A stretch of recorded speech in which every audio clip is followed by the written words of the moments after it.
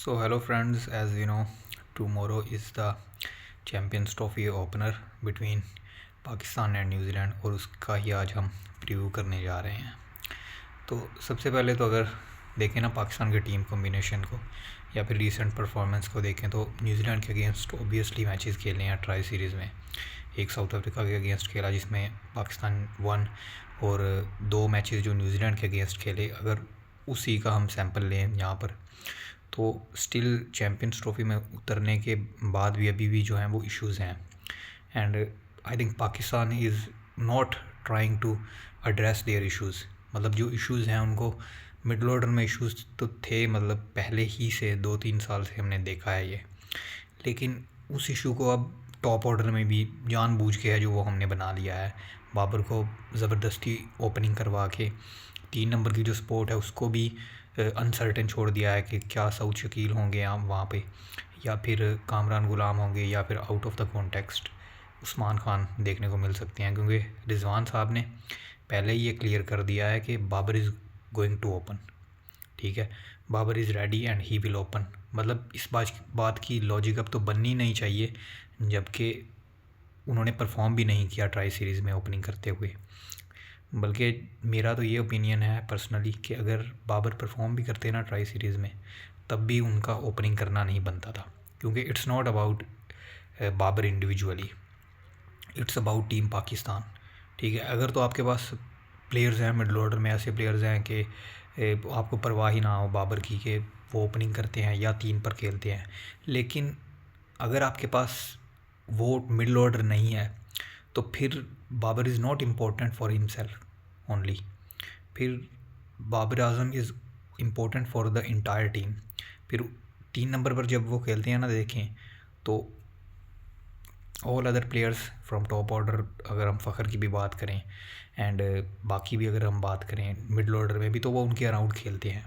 ठीक है, Babar is the one who sticks till the end generally in ODIs की। अगर मैं पर्टिकुलरली बात करूं, टेस्ट में भी ऐसा ही होता था, तो टेस्ट में तो खैर अभी फॉर्म नहीं अच्छी है, लेकिन ओडीआईज़ में Babar has never been off the colour. Even के इस ट्राई सीरीज़ से पहले अगर हम बात करें ना, तो ऑस्ट्रेलिया में he was decent, not at his best but he was quite decent. South Africa में भी ही स्कोर्ड 50+ स्कोर्स, तो he was not in the worst of his form, not at his best but not worst as well. तो फिर आपने क्यों उनके number को change किया? मतलब अब ये बात तो अब करने का फ़ायदा ही नहीं ना। क्यों आप इमाम को नहीं लाए एज एन ओपनर?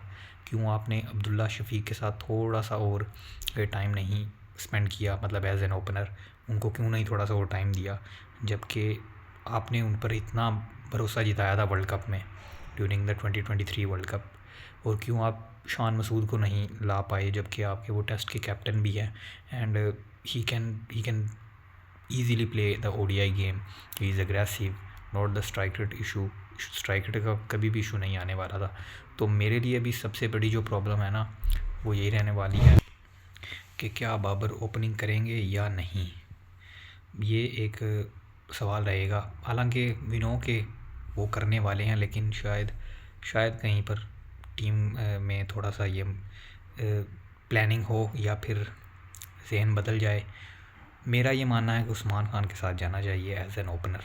अभी भी न्यूजीलैंड के अगेंस्ट उनको ट्राई ज़रूर करें, फिर अगर तो वो चलते हैं तो ठीक, अगर चलते हैं तो इट्स रियली गुड, अगर नहीं भी चलते तो फिर प्रॉब्लम तो आपके पास ऑलरेडी है ही, तो फिर आप चलें एक और सही कर लेंगे, आप ट्राई किसी और को, सऊद शकील को आप कर लेंगे उनके अलावा। लेकिन अभी के लिए Usman Khan should must open with Fakhar Zaman, उनके अलावा कोई ऑप्शन मुझे नज़र आ नहीं रहा आई थिंक।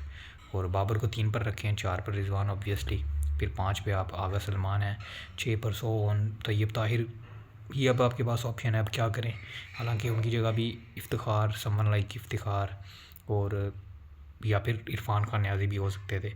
तो ऐसा एक प्लेयर होना चाहिए था स्पेशलिस्ट 6 नंबर पर खेलने के लिए। बट चलें जो भी है, Tayyab Tahir he is done nothing wrong, और उनको आप मतलब ड्रॉप करना इस वक्त में थोड़ा सा अनफेयर भी होगा उनके साथ। एंड खुशीदिल वही बात आ गई, 7 पे भी आपके पास अब यही ऑप्शन है, या फ़हीम अशरफ हैं या फिर खुशदिल शाह हैं, तो उनमें से एक को आपको पिक कर खिलाना पड़ेगा हर हाल में प्लेइंग 11 में। तो यही अब है पाकिस्तान के पास रिसोर्सेज, और अब ये देखना है कि जो ये 15 है पाकिस्तान के पास, उनको इस्तेमाल किस तरह से करना है, किस तरह उनसे बेस्ट लेना है। बॉलिंग में अगेन स्पिन बहुत बड़ी प्रॉब्लम है पाकिस्तान के लिए, और अबरार को स्टेप अप करना पड़ेगा। अब अगर वो स्टेप अप नहीं करते तो I think it's going to be really tough for Pakistan, because pacers are not seamers की अगर मैं बात करूँ शाहीन नसीम और हारिस रऊफ़ की, तो they are not at their best. Even कि Naseem Shah was looking really quite decent in the final against New Zealand, but Shaheen और हारिस रऊफ़ तो वैसे भी इंजरी के बाद से आ रहे हैं, तो वी आर नॉट श्योर कि वो किस तरह के नज़र आने वाले हैं। तो होप कि पाकिस्तान का कॉम्बिनेशन सबसे पहले तो अच्छा हो, और उसके बाद जो है अगर कॉम्बिनेशन ठीक होगा, टीम सिलेक्शन ठीक होगी, तो ही उम्मीद कर सकते हैं कि कुछ अच्छा रिज़ल्ट निकल कर आए सामने।